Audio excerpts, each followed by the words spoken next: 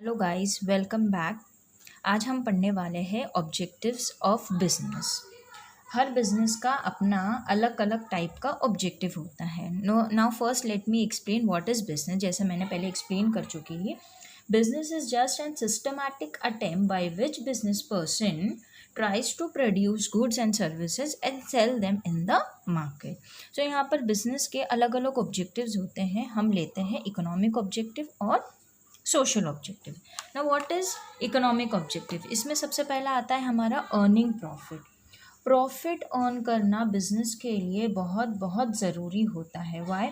All the business activities are undertaken with a view to earn profit. जैसे ही ये economic objective है, इसलिए प्रॉफिट अर्न करना हमारे लिए ज़रूरी हो जाता है for the growth and survival of the business.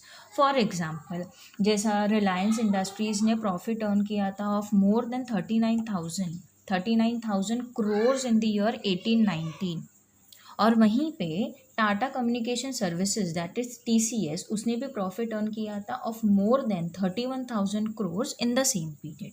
ठीक है, तो प्रॉफिट अर्न करना ज़रूरी होता है हर बिजनेस की सर्वाइवल के लिए। Then comes searching new customers.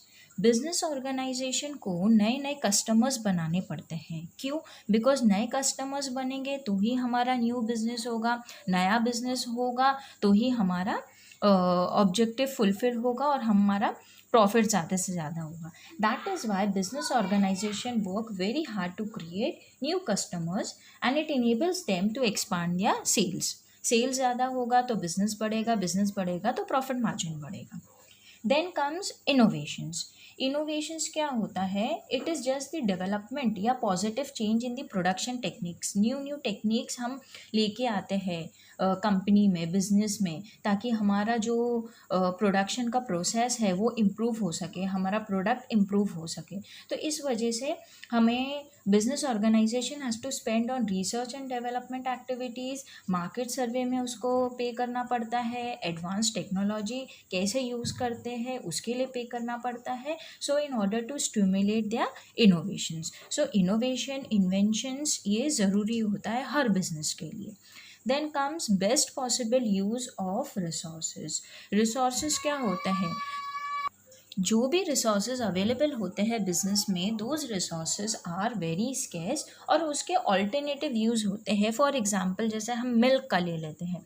अभी मिल्क एक रिसोर्स है, मिल्क के अल्टरनेटिव यूजेस क्या हो जाएंगे? मिल्क से हम बटर मिल्क बना सकते हैं, मिल्क से मिल्क मेड बनता है, मिल्क से पनीर बनता है, मिल्क से चीज़ बनता है। तो यहाँ पर रिसोर्स जो होते हैं वो थोड़े स्केर्स होते हैं और उसके ऑल्टरनेटिव यूज़ होता है। अब बिजनेस का क्या काम रहता है कि वो रिसोर्स को वो बेस्ट पॉसिबल यूज में ला सके without any wastages. So optimum use of the resources will ultimately contributes to the increasing profit of the business. तो जो भी रिसोर्सेज अवेलेबल है, बिजनेसमैन को उसको अच्छे तरीके से एफिशिएंटली यूज़ करने आना चाहिए। ठीक है, तो ये 4 मेन ऑब्जेक्टिव थे इकोनॉमिक वाले। नाउ अब हम आते हैं सोशल ऑब्जेक्टिव। सी मेनली क्या होता है, इकोनॉमिक ऑब्जेक्टिव से हम पैसे के पॉइंट ऑफ व्यू से सोचते हैं और सोशल ऑब्जेक्टिव को हम लोगों के पॉइंट ऑफ व्यू से सोचेंगे। ठीक है ना। सबसे पहला आता है यहाँ पर सप्लाइंग क्वालिटी प्रोडक्ट। अब जो भी हम प्रोडक्ट प्रोड्यूस करते हैं, बिजनेसमैन जो भी प्रोडक्ट प्रोड्यूस करता है वो किसके लिए करता है? To supply in the market, ताकि वो कंज्यूमर लोग को मिले। अभी वो ऐसे ही कुछ भी उठा के तो क्वालिटी वाला नहीं सप्लाई कर सकता है। क्वालिटी मतलब क्या? प्रोडक्ट की सेफ्टी, प्रोडक्ट की प्योरिटी, ड्यूरेबिलिटी, उनकी यूटिलिटी, ये सब चीज़ प्रॉपर होनी चाहिए, तब जाके वो ही अपना गुड्स मार्केट में सप्लाई कर सकता है, ताकि वो कंज्यूमर्स लोग को मिल सके अच्छी तरीके से without any harm. Then comes avoiding unfair trade practices. Unfair trade practices क्या हो जाता है? जैसे ब्लैक मार्केटिंग करना, रॉन्ग मेजरमेंट्स देना। मतलब पैक में बताता है 50 ग्राम्स है और अंदर खाली निकलता है 20 ग्राम्स। ठीक है, तो ये रॉन्ग मेजरमेंट हो जाते हैं। मिसलीडिंग एडवर्टीजमेंट, मतलब एडवर्टीजमेंट में कुछ और बताता है और अंदर जो प्रोडक्ट रहता है वो कुछ और ही निकलता है। तो ये सब अनफेयर ट्रेड प्रैक्टिसेस होती है, ये अवॉइड करना चाहिए कोई भी बिजनेसमैन को। फिर थर्ड आता है एम्प्लॉयमेंट जनरेशन। नाउ बिजनेस एक सोशो इकोनॉमिक इंस्टीट्यूशन होता है इस हिसाब से बिजनेस को अलग अलग तरीके का एम्प्लॉयमेंट जनरेट करने आना चाहिए। अब ये एम्प्लॉयमेंट जो जनरेट करते हैं ये सिर्फ ऐसा नहीं होता है कि सिर्फ स्किल्ड वर्कर्स लोग के लिए होता है, ये जो भी सोसाइटी में स्किल्ड वर्कर्स है या अनस्किल्ड वर्कर्स है उनके लिए भी होता है। मतलब हम 10th के बाद भी हमको जॉब मिल जाएगा, 12th के बाद भी मिल जाएगा, डिप्लोमा के बाद भी मिल जाएगा, जो प्रोफेशनल है उनको भी मिल जाएगा, है ना। मतलब हर किसी लोग के लिए कोई ना कोई तरीके का जॉब्स अवेलेबल होता है, या तो वो ग्राउंड लेवल का होगा या टॉप लेवल का होगा, it depends on their education and experience. Then आता है वेलफेयर ऑफ द एम्प्लॉयज़। अभी यहाँ पर सिर्फ बिजनेस का यही नहीं होता है कि हमने उनको जॉब दे दिया तो बस हमारा काम हो गया। जॉब देने के बाद में हर बिजनेसमैन को अपने एम्प्लॉयज़ की वेलफेयर के बारे में सोचना चाहिए। वेलफेयर मतलब उनके बारे में सोचना, जैसे उनकी वर्किंग कंडीशन अच्छी हो काम करने की, हम अलग अलग तरीके का इंसेंटिव प्रोवाइड करें, कमीशन दे, बोनस दे, सही तरीके से उन लोग को टाइमली रेम्यूनरेशन मिले ना। रेम्यूनरेशन क्या होता है? सैलरी। सैलरी का दूसरा वर्ड होता है रेम्यूनरेशन। मतलब हम अकाउंट्स में या कॉमर्स के उसमें हम सैलरी को रेम्यूनरेशन बोलते हैं। सो स्किल्ड लेबर हो या अनस्किल्ड वर्कर हो, they are the part of the society. So हर बिजनेस को अपने एम्प्लॉयज़ के वेलफेयर के बारे में सोचना चाहिए। देन आता है help to solve social problems ना। सोशल प्रॉब्लम्स क्या हो जाती है? See there are many social problems, जैसे growing of slums area, air pollution होता है, वाटर पोल्यूशन होता है, ट्रैफिक जैम्स होता है। अब ये सब सोशल प्रॉब्लम्स क्यों अराइज होता है? Only because of rapid industrialisation. मतलब जितनी ज़्यादा इंडस्ट्रीज बनती जाएंगी उतना ज़्यादा बिजनेस होते जाएगा और उतना ज़्यादा ये सोशल प्रॉब्लम्स बढ़ते जाएगा। So therefore business should be aware of this problem and should try to reduce them. Then आता है लास्ट में contributing to the welfare of the society. Now business should take care of the general welfare of the society. business को सिर्फ employees के welfare के बारे में नहीं बल्कि सोसाइटी के वेलफेयर के बारे में भी सोचना चाहिए। अब सोसाइटी के वेलफेयर के बारे में क्या कर सकता है बिजनेस? वो अलग अलग तरीके के डोनेशंस दे सकता है for any kind of good cause, या स्कॉलरशिप ऑफर कर सकता है। इस तरीके से वो सोसाइटी की हेल्प कर सकता है। For example in the year 1819 में टाटा स्टील ने स्पेंड किया था around 3.15 billions on it's corporate social responsibility, that is CSR। ठीक है। सो ये थे हमारे सोशल ऑब्जेक्टिव्स और इकोनॉमिक ऑब्जेक्टिव्स। अब हम दूसरा एस्पेक्ट पढ़ते हैं, importance of profit in business. अब जैसे ही हमने पढ़ा था कि that earning profit is economic objective, profit earn करना ज़रूरी होता है हर बिजनेसमैन के लिए ना। ये प्रॉफिट का क्या यूज़ होता है बिजनेस के लिए? Profit is what? It is the excess of revenue over cost, या on other hand we can say profit is equal to revenue minus total cost. ठीक है। तो हम अभी ये डिस्कस करेंगे what are the importance of profit in business. सबसे पहला आता है रिटर्न टू इन्वेस्टर ना। इसमें इन्वेस्टर्स लोग का क्या रोल होगा? सी इन्वेस्टर्स लोग कौन होते हैं? जो हमारी बिजनेस में पैसे इन्वेस्ट करते हैं। उन लोग इन्वेस्ट करते हैं तो ही जाके हम हमारे बिजनेस को एक लार्ज स्केल पे लेके जा सकते हैं।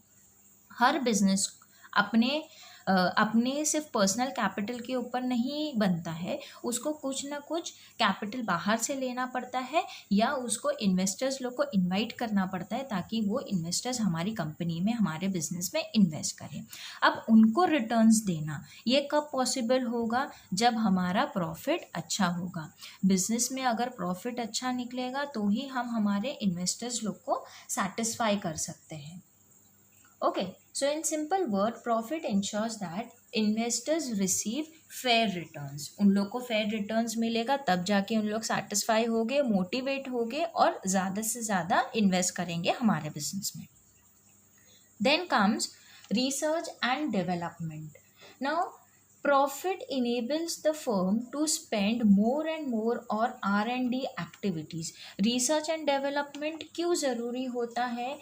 Because it leads to better technology. हम रिसर्च करेंगे तो ही जाके हमको इनोवेशंस मिलेंगे, इन्वेंशंस मिलेंगे, बेटर टेक्नोलॉजी हमारी बिजनेस में आएंगी. So innovative product develop due to R&D benefits and it benefits the whole nation. So research and development ज़रूरी होता है, और ये ज़रूरी होगा. ये करने के लिए वी नीड मनी, और ये पैसा हम कहाँ से निकालेंगे? प्रॉफिट से निकालेंगे. Then third part is growth and expansion. Now profit is the internal source of funds. जितना भी प्रॉफिट बिजनेसमैन कमाता है वो पूरा के पूरा अपने पास नहीं रखता है. उसमें से कुछ अमाउंट वो अपने पास रखेगा और कुछ अमाउंट वो बिजनेस में री इन्वेस्ट करेगा for the growth and diversification of his business. जैसा फॉर एग्जांपल अगर बिजनेसमैन पूरे एक्सपेंसेस देने के बाद में 10 लाख रुपीज़ अगर अर्न कर रहा है एज अ प्रॉफिट, उसका पर्सनल प्रॉफिट 10 लाख निकल रहा है मंथ में, तो उसमें से वो मे बी 6 लाख वापस से री इन्वेस्ट करे बिजनेस में और 4 लाख ही अपने पास रखे. ठीक है. सो ये ज़रूरी क्यों होता है? For the growth and diversification and expansion of the business. फिर आता है इंक्रीजेस एफिशिएंसी. अब ये एफिशिएंसी कैसे इंक्रीज़ करेगा? सी, बिजनेस के अंदर अगर प्रॉफिट अच्छा होगा तो वो अपने ड्यूज प्रॉपरली क्लियर कर सकता है, टाइमली क्लियर कर सकता है. अब वो ड्यूज़ क्या हो सकते हैं? जैसे एम्प्लॉयज़ लोग को सैलरीज देना, वेजेस देना, ये भी कंपनी का तो एक ड्यू हो जाता है ना. उनके ऊपर एक लाइबिलिटी होती है कि हमको ये पैसा रिटर्न देना है, सैलरी देनी है, वेजेस देना है, इंसेंटिव देना है. तो ये कब पॉसिबल होता है? कि अगर हमारा प्रॉफिट अच्छा हो तो ही जाके हम हमारे एम्प्लॉयज़ लोग को टाइमली पेमेंट कर सकते हैं. और इससे क्या हो जाएगा? एम्प्लॉयज़ लोग मोटिवेट हो जाएंगे. उन लोग अगर मोटिवेट हो गए तो उन लोग अपना काम अच्छे से करेंगे. उन लोग अगर काम अच्छे से करेंगे मतलब उन लोग की अगर एफिशिएंसी बढ़ेंगी तो ही जाके हमारी बिजनेस की एफिशिएंसी बढ़ेंगी ओवरऑल, और उसके वजह से हमारा ऑर्गेनाइजेशन की एफिशिएंसी बढ़ेगी.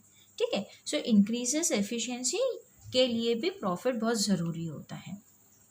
Then comes means of livelihood. ये तो वी हैव डिस्कस अर्लियर कि प्रॉफिट के वजह से ही हमारा स्टैंडर्ड ऑफ लिविंग अच्छा हो सकता है. Profit is the means of livelihood for the businessman as well as the person who are working with him in his business. Okay.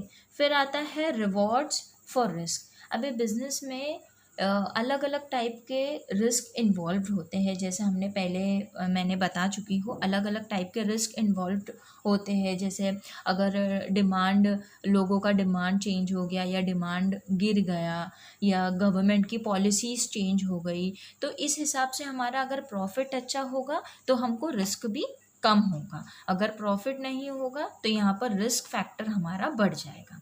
Last but not the least, last चीज़ होती है survival. Profit survival के लिए ज़रूरी होता है. Profit helps the business to continue to survive in this competitive environment. अगर profit नहीं होगा तो कोई भी बिजनेस ये कॉम्पिटिटिव इन्वायरमेंट में अपनी जगह नहीं ले पाएगा. सो ठीक है गाइज, आज हमने ये 2 चीज़ डिस्कस की है. अगर आप लोग को कुछ भी डाउट हो तो आप मुझे कमेंट सेक्शन में बता सकते हैं.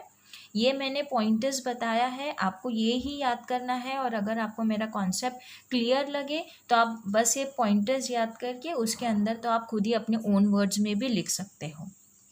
आज के लिए इतना ही. Thank you so much.